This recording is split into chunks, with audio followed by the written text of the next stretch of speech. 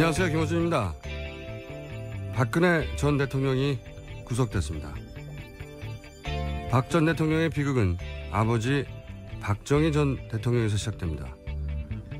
박정희 전 대통령은 독재 정권의 비판적이었던 당시의 진보 기독교계를 제압할 정치적 필요가 있었습니다. 동시에 기독교 탄압이란 미국의 반발도 피해야 했죠. 이에 친정부 관변 조직인 구국선교단, 구국 십자군을 창설하고 그 조직 수장으로 최태민을 고용합니다. 불과 몇 개월 전까지 스스로를 태자만마라고 자칭했던 역술인이 하루아침에 목사가 되고 박근혜 최태민의 인연은 그렇게 시작이 됩니다.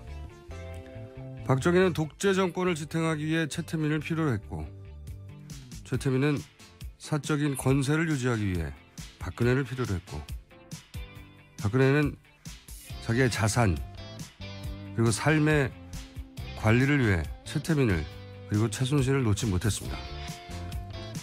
지난 반세기 동안 대한민국을 지배했던 박정희 패러다임은 그렇게 박정희 본인이 뿌린 씨앗에 의해 결국 무너졌습니다.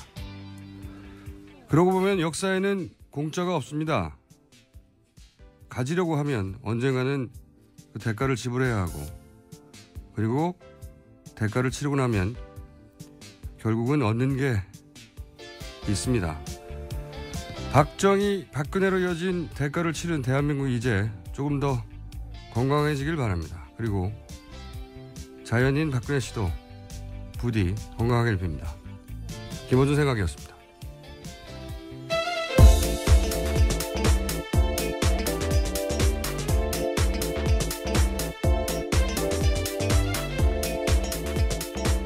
시사인의 김은지입니다. 자, 첫 뉴스는 당연히 구속 소식이겠네요. 네, 박근혜 전 대통령이 오늘 새벽 3시 정도에 구속영장 발부됐습니다. 강구영 영장 전담 판사는요, 주요 혐의가 소명되고 증거인멸 염려가 있어서 구속의 사유와 필요성, 상당성이 인정된다, 이렇게 설명했습니다. 생각보다 일찍 나왔어요. 네, 그렇죠. 네, 영장 심사하는데 걸린 시간이 8시간 이상이었잖아요. 네, 거의 9시간 가까이 됐습니다. 네, 이게 최장 기록이라는데 심사숙고하느라 심사하는 기간이 길어진 게 아니라 혐의가 너무 많았어요. 13가지나 되죠. 예. 13가지 한꺼번에 혐의가 나오는 경우도 그렇게 많지 않거든요. 그리고 그래서 수사 기록이 10만 쪽이 넘었다고 그러죠. 10몇만 쪽이요? 네, 12만 쪽이 된다고 합니다. 네. 그런데도 새벽 3시에 나왔다는 거는 사실은 다 써뒀다는 얘기죠. 내용은.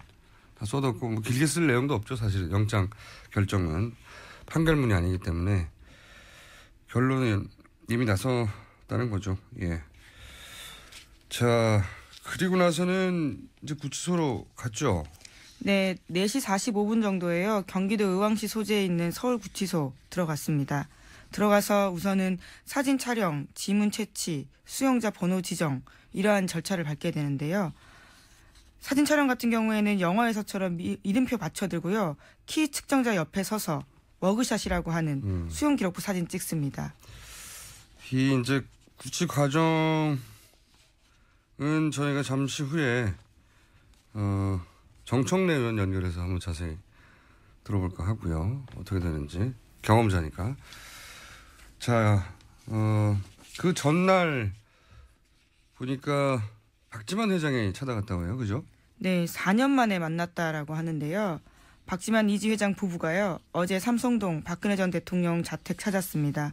그래서 대화를 나눴다라고 하는데요. 친박 의원들에 따르면 박 회장은 누나 잘 지내냐 이렇게 물었다고 하고요. 이에 대해서 박 전 대통령은 오랜만이다라고 답했다고 합니다. 또한 박 전 대통령은 사저를 찾은 친박 의원들한테 자신이 떠나면서 가서 소명 잘하겠다 이렇게 말하기도 했고요. 또 편안히 볼 날이 있을 것이다 라는 인사도 했다고 합니다. 편안히 보겠다. 친박 의원들에게 볼 날이 있을 것이다. 구치소에서 다 만나자는 얘기인가요? 예, 아직 미결된 수용자 같은 경우에는요, 하루에 10분이거든요. 한 명만 가능합니다. 아니, 이제 그분들 다 들어오라는 얘기죠. 네. 예. 그 가족 얘기하니까 박지만 씨가 했던 얘기가 있어요. 피보다 진한 물이 있더라. 네, 그 정윤회 사건 때 예. 조사받으면서 했다라고 하는 말이죠. 네, 피보다 여기서 물은 제가 보기에는 물질인 것 같아요. 그냥 워터가 아니라. 사실은 최태민 씨 때부터 끊임없이 그런 얘기를 했죠. 가족을 멀리하라. 원래 이 사이비 종교가 가장 먼저 하는 게 가족 차단이에요. 근데 어릴 때는 그럴 수 있는데 성인이 되고 나이를 먹어가면서 스스로 판단해야 되는데 이제 그대로 행동했죠. 실제 박근혜 전 대통령은 가족을 멀리한 정도가 아니라 여동생이 하나인데 한센인 동원해서 머리채를 잡고 끌어내가지고 네, 유경재단 폭력 사건 때 그런 식으로 했었죠. 멀리한 정도가 아니었어요. 결국은 남는 거는 다시 가족이네요. 예. 그리고 그 뉴스를 보면서 좀 무슨 생각이 했냐면 오프닝에서 잠깐 얘기했지만 그 전에 제가 이제 새벽에 일어나니까 4시쯤에 제가 일어난단 말이죠 보통. 근데 마침 그때 구속이 됐어요. 네. 예. 그리고 생각해보니까 서울구치소가 임시정부 수준이에요 지금. 네. 임시정부 수준이에요. 거기에 40년직의 최순실 씨도 있고 왕 실장도 거기 있고요. 네, 박근혜 전 정부의 내각이 사실상 꾸려져 있죠. 최측근 장관도 있고 수석들도 있고요. 문고리 3인방 중에 정호성 씨도 있고. 정호성 전 비서관은 남부구치소에 있습니다. 그래요? 예. 자금을 대준 재벌 대표로 삼성 이재용 부회장도 있고. 사실상 이 사람들만으로 정부를 운영했거든요. 임시정부 수준으로 지금 구치소가 운영되고 있습니다. 유일하게 빠진 실세가 우병호 전 민정수석 정도고 그리고 문고리 2인방 정도를 제외하면 사실상 박근혜 정부를 움직였던 주요 인사들이 다 있어서 서울 임시정부 수준입니다. 현재. 무슨 얘기하다가 여기로 왔죠? 그런 생각도 들었어요. 박근혜 전 대통령이 자신에게 불리한 일이 벌어졌을 때 일을 처리하는 방식, 꼬리를 아주 잔인하게 잘라버리잖아요. 저는 사태가 여기까지 오는데 물론 태블릿도 큰 역할을 했지만 정호성 비서관이 본인이 본인 선에서 꼬리가 잘릴까 봐. 그 전에 생각해 보시면 그 정윤회 문건 사건인데 잘려나가는 걸 봤지 않습니까? 명백한 사건인데도. 그런데 이 사건이 터지고 나서 태블릿에 들어있는 문서를 정호성 비서관이 단독으로 그냥 준 것이다. 이렇게 결론 날 수도 있었어요. 그렇죠. 그때만 하더라도요. 네, 결론 날 수도 있었는데 그렇게 끝나지 않았던 이유가 정호성 비서관이 휴대폰에 남겨놓은 녹취록 때문이거든요. 네, 음성 녹취가 있었죠. 네. 저는 그때 정호성 비서관이 그런 생각을 했을 것 같아요. 그거를 충분히 버릴 시간이 있었는데 버려지지 않고 그게 집에서 압수수색 때 나왔다는 게 다들 의아해했거든요. 정호성 비서관 본인 입장에서는 나만 죽고 영원히 끝날 수도 있겠다. 자기 보호의 최소한의 방어 수단으로 그 녹취를 버리지 않았다고 보거든요. 박근혜 전 대통령이 그 전에 그렇게까지 잔인하게 자기한테 불리하다 싶으면 아무리 충성했던 사람도 단칼에 베어내고 자기만 살려고 했던 그런 패턴이 아니었다면 이번엔 거꾸로 살았어요. 제가 보기엔. 벗어날 수 있었어요. 어떻게든. 자업자득이죠. 자업자득 하니까 또 생각나는 게 이 뉴스가 워낙 큰 뉴스니까 박근혜 전 대통령이 몰라온 결국은 최태민, 최순실로 이어지는 그 인연 때문인데 이 아이러니한 것이 지금까지는 알려진 게 이제 유경수 여사 사망 후에 위로 편지 때문에 인연이 시작됐다 이런 식으로 알려졌잖아요. 제가 취재한 결과는 아닙니다. 이 최태민 씨가 이 역사에 등장하게 된 건 유경수 혹은 박근혜 이 두 분 때문이 아니라 박정희 전 대통령 때문이에요. 이게 이제 숨겨진 사건이 뭐냐면 조지 오글이라는 목사가 있었어요. 들어보셨어요? 아니요. 예. 그러니까 이 시사를 담당하는 김원진 기자도 모르니까. 근데 조지 오글이라는 목사가 감리교 선교사였어요. 숨겨진 역사 중에 하나인데 기독교 역사에서는 등장합니다. 이분은 이제 경인 지역, 인천 중심으로 소위 산업선교, 그러니까 못 먹고 못 사는 노동자를 대상으로 한 선교 개척자예요, 우리나라에. 근데 이분이 1974년에 인혁당 사건, 아시죠? 인혁당 사건은 인터넷에 찾아보세요. 간단하게 말하면, 고문으로 조작한 공안 사건이죠. 그래서 통지문이 도착하기도 전에 사형시켜버린 사법 법으로 살해한 사건인데. 근데 이 인혁당 사건에 대해서 아무도 입을 못 열 때 이 양반이 인혁당은 고문으로 조작된 거라고 미국인 선교사였기 때문에 미국인 선교사라고 해서 이런 말 할 수 있는 거 아니었거든요. 그냥 폭로를 해버린 겁니다. 굉장히 정권으로서 당황스럽죠. 근데 미국인 목사니까 어떻게 할 수가 없잖아요. 그래서 온 가족이 당시 한국에 있었어요. 부인하고 딸들. 근데 부인하고 딸들은 한국에 두고 이 미국인 목사만 강제 추방을 합니다. 미국으로. 혼자 덜렁. 가족과 함께 다 나가라가 아니라 그 미국인 아내, 미국인 딸들은 한국에 둔 채 목사만 강제 추방을 당해요. 그러니까 미국 교계에서 이제 시민사회, 미국 정부에서 당시에 이게 큰 이슈가 됐어요. 기독교 탄압이기도 하고 정치적 목적으로. 그래서 이제 박정희 정권이 여러 가지 압박도 하고 경고를 한 걸로 알고 있고 최태민 씨가 등장한 게 이 바로 다음 해예요. 75년 인혁당 사건은. 이게 우연이 아니에요. 당시 기독교는 그 진보적인 인사들이 활발하게 활동을 했었거든요. 뭐 크리스천 아카데미 사건이라든지 그런 공안 사건, 기독교를 상대로 한 공안 사건도 있었어요. 그리고 당시의 기독교의 진보적인 인사들은 미국과 관계를 맺고 있었습니다. 그래서 나온 묘안이 기독교로 기독교를 제압한다. 그러니까 정치적으로 제압하는 게 아니라 그래서 만들어진 게 구국 선교단, 구국 십자군. 이 조직이 창설될 때 선서문 같은 거 보면 북괴, 멸공, 총화, 남침, 단결 이런 단어만 순이 있어요. 기독교 단체인데. 그리고 군복 입고 했어요. 군복 입고 창설을. 이 기독교 단체가 아니에요, 사실은. 어용 정치 조직이었어. 근데 포장을 기독교로 한 거죠. 왜냐하면 보수 기독교가 진보 기독교에 반대하는 것은 종교 간의 문제지 정치가 개입한 게 아니라고 만들려고 했던 거고 거기에 이제 그 영세교의 책사라고 자기를 태자맘마라고 불렀던 수작으로 최태민 씨 목사도 아니었고 설교를 할 줄도 몰랐고 그분을 이제 발탁을 한 거죠. 예, 근데 당시 이단 연구의 선구자라고 하는 탕명원 소장 기록에 따르면, 무당 중에 큰 무당이었다고 하고, 그리고 최태민 씨의 아들 최재덕 씨 주장에 따르면 박정희 전 대통령과 이미 일제시대부터 최태민 씨가 인연이 있었다. 이렇게 얘기하죠. 최태민 씨는 일제 순사 출신이었고 박정희 전 대통령은 일제 장교 출신이었거든요. 일본에서 만났다. 뭐 신빙성이 있다고 저는 보는 게 어느 날 갑자기 이렇게 중요한 그 정치 조직, 권변 정치 조직을 일면식도 없는 역술인을 편지 하나 보냈다고 수장으로 내린다는 건 말이 안 되는군요. 굉장히 재밌는 얘기인데 이 이야기는 앞으로 저는 더 많이 밝혀질 거라고 봅니다. 예. 근데 이런 걸 숨기기 위해서 이제 편지 스토리를 당시 만들어냈다. 제 취재 결과는 그렇습니다. 이 아이러니죠. 박정희 전 대통령이 자기 권력을 강화하려고 최태민을 고용하고 통제했는데 자식 때 이르러서는 거꾸로 최태민의 딸이 거꾸로 박정희의 딸을 통제하고 그리고 박정희 신하까지 몰락시킨. 자, 갑자기 입이 터졌어요. 그런 일이다. 본인의 몰락은 본인이 권력욕 때문에 시작된 것이다. 본인의 신하의 몰락은. 언제 길게 얘기를 한번 할 시간이 있겠죠. 예. 내가 너무 많이 잡아먹었네. 제목 정도 정리하죠. 예. 네. 세월호 오늘 목포신항으로 출발해서요. 지금 또 목포신항을 가고 있습니다.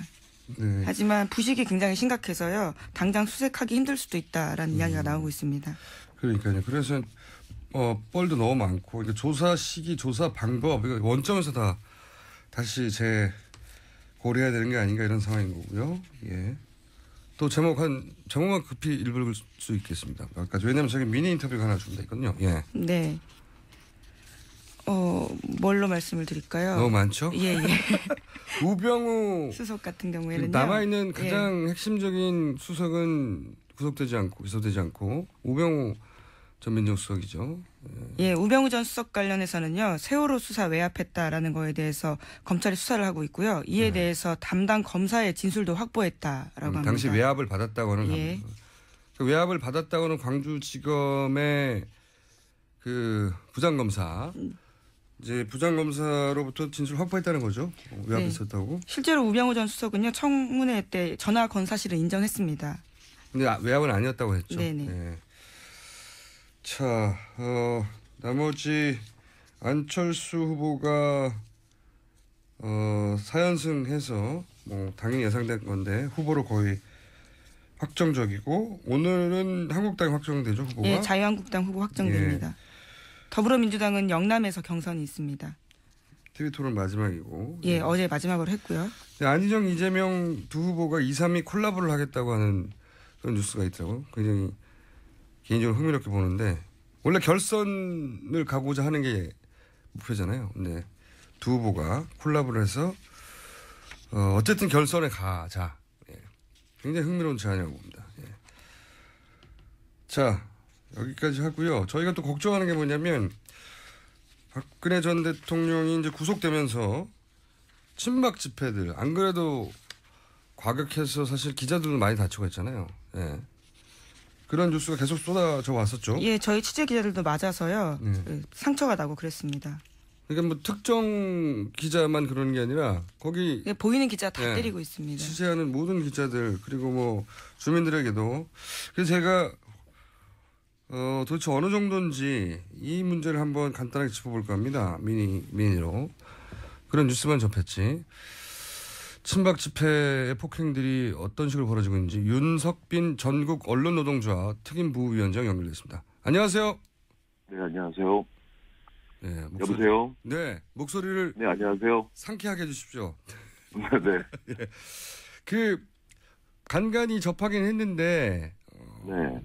이 친박 집회에서 이제 이 폭행 사태로 언론인들이, 곤욕을 치는 게 어느 정도입니까? 지금 현재 공식 집계가 된 부분은 없는데요. 예. 저희가 조사한 바로는 헌재가 예. 박근혜 전 대통령을 파면한 10일부터 예. 13일까지 4일 동안에만 안국동 일대하고 박근혜 전 대통령의 삼성동 자택 인근에서 예. 12건 이상의 기자 집단 폭행이 있었습니다. 2박 3일 만에. 네네. 그 이후로도 계속 그런 기사들이 나오던데, 네네. 좀 구체적으로 몇 가지 사례를 소개해 주시면 어떤 일이 있었습니까? 많은 분들이 인터넷을 통해서 보셨을 텐데요. 네. 이 사건 중에는 취재 중이던 사진 기자 뒤에서 사다리로 머리를 내리치는 저도 봤습니다. 장면이 잡힌 사진이 있었죠. 네, 굉장히 심각한 폭행이던데. 네, 그랬었죠. 예. 또 카메라를 잡아당기거나 예. 뭐 10여 명의 지지자들이 둘러서서 욕과 발기질을 하는 경우들 이런 것들이 좀 많았죠. 제가 들은 케이스 중에 하나는 넘어졌는데 밟아가지고 이대로 내가 죽겠다 싶어서 정말로 네. 죽은 척했다고 하는 기자 얘기도 들었는데. 네, 그분은 저희 언론노조 네. 조합원은 아닌데 예. 저희도 그건 접수를 했거든요. 네, 조합원이 아닌 경우도 케이스도. 예, 그렇죠. 무차별하게 이제 기자들을 폭행을 하는 거죠. 그러니까 카메라를 든 사람들을만 보이기만 하면 뭐 구분하지 않고 때리고 뭐 커피를 끼얹기도 하고 그렇다면서요. 예, 어저께 일어났던 일인데요. 예. 오전 7시 30분쯤에 강남구 삼성동 박재 대통령 집 인근 골목에서 일어난 일입니다. 그 친박 지지자가 신문사의 취재 기자를 향해서 먹다 남은 커피를 끼얹었다고 하더라고요. 그리고 이제 사실은 이제 요즘에는 이런 일들이 좀 빈번한데요. 쓰레기를 던진다거나 욕을 좀 심하게 하고, 침을 뱉거나 이런 일들이고요. 얼굴에 침 뱉고. 또 예, 맞습니다. 그리고 오후 3시 10분께는 서초동 서울중앙지방검찰청 서문 앞에서 60대로 보이는 남성 한 분이 방송사 기자를 등하고 엉덩이를 발로 찼다고 하더라고요. 제가 이 기자하고는 어저께 직접 통화를 했었는데요. 예.